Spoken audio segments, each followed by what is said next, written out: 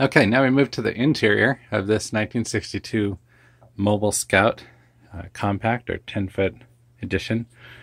We're looking at a box that is approximately 10.5 feet long by right at about 6.5 feet wide on the exterior dimension.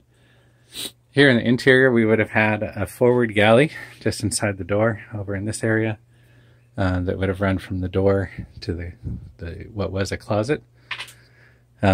This has a fairly remarkable feature in an early 60s camper, but actually has a really cool plasticky toilet thing. So we may actually put some energy into renovating that, although we are going to move that location probably in my build.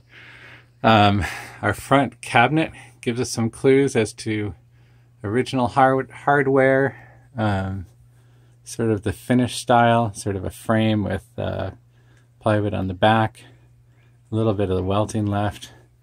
Again, we see up on this side, which I haven't looked into before and it's kind of scary, just the most basic of cabinet construction.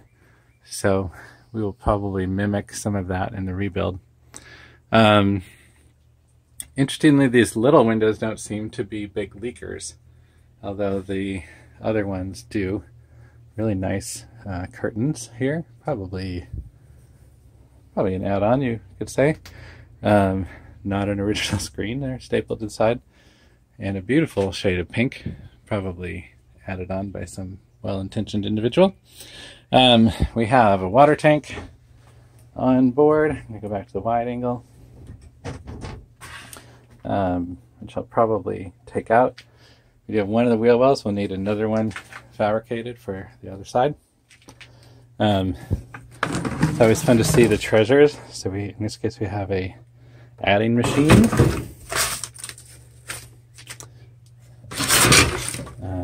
Maybe a, I don't know, whole house intercom talkaphone. So that's cool. I always want to have that. I don't know, different bits of window and so forth. No really great treasures so far in this one. The rear gives us some of the causes of why we are in such bad shape. You can see we've rotted out completely above the rear window. Along the sides are actually not as bad, and then the bottom is just completely disintegrated. That's going to carry all the way down to where the back end is really not attached at all. Same on the street side. We have leakage around the cargo door. We have standard window leakage. And this camper doesn't have the eyebrows that a lot of them did in that era, and so we actually have a lot of leakage on the top of the windows. So totally what you'd expect, especially in a camper that's been sitting and is deteriorated to this level. The axle is a little bit interesting. At first I thought it was a torsion spring axle, but it appears to be a fixed offset. So we'll do some investigation into that at some point. In addition to a leaf spring, we also have these really interesting kind of lateral shocks. You can see one down there, and that one presumably ripped off. Looks like the attachment point ripped off, and this one has been dangling. While we're here, we have a little bit of an opportunity to look at the frame. This is a pretty typical frame of this era, where we just have two kind of C channels going all the way back. That's going to be the majority of the support, and then some angle iron running lateral. The rest of the floor support would be 2x4s running these two down the middle, and then again along the sides. Notably, this far back corner, there is just nothing left at all. It's been dented in from some attempts to move.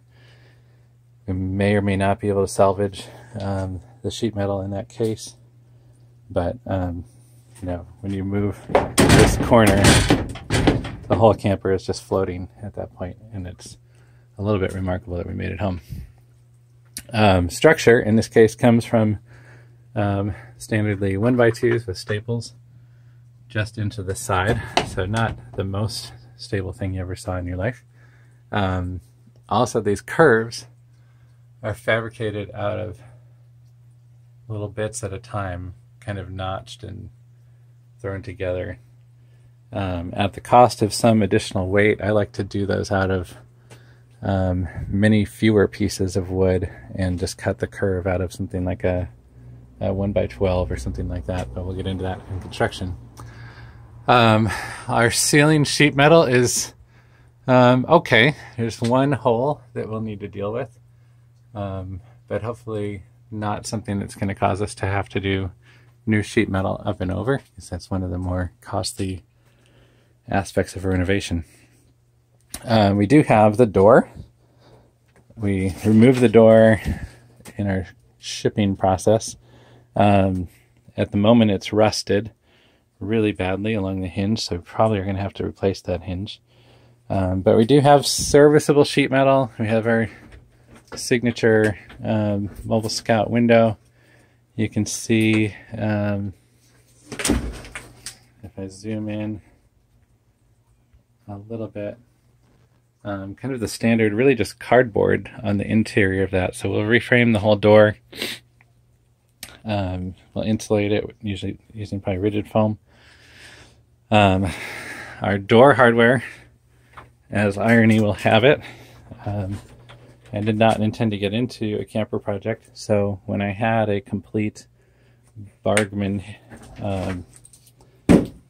door handle, which are pretty expensive, mine sold for $150, and that was a pretty good price. So it looks like maybe the mechanism is okay, so hopefully I can find somebody who has a handle, but that's a little bit optimistic. But this was a pretty distinctive handle of the era.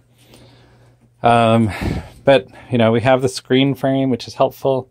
That's probably one of the easier parts of this whole thing, is just doing that. Variety of other tchotchkes, odds and ends. If I find anything interesting, I'll call that out. But yeah, so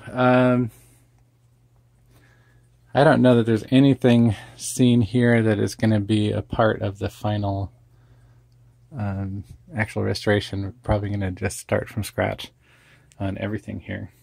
But one last spin around for those who maybe have a similar trailer and are trying to do some sleuthing. So we have jalousie windows all around, one in the front. It actually has a little bit of glass in it, and it has some hardware to give us clues as to that.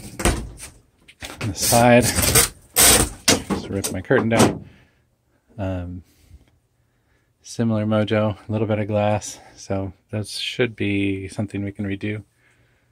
Yeah, just little bits of how things were supported. You can see some of the original electrical hanging out in there, so we'll do a significant electrical upgrade and then rebuild as well. But yeah, so anyway, that is the interior of our 1962 Mobile Scout.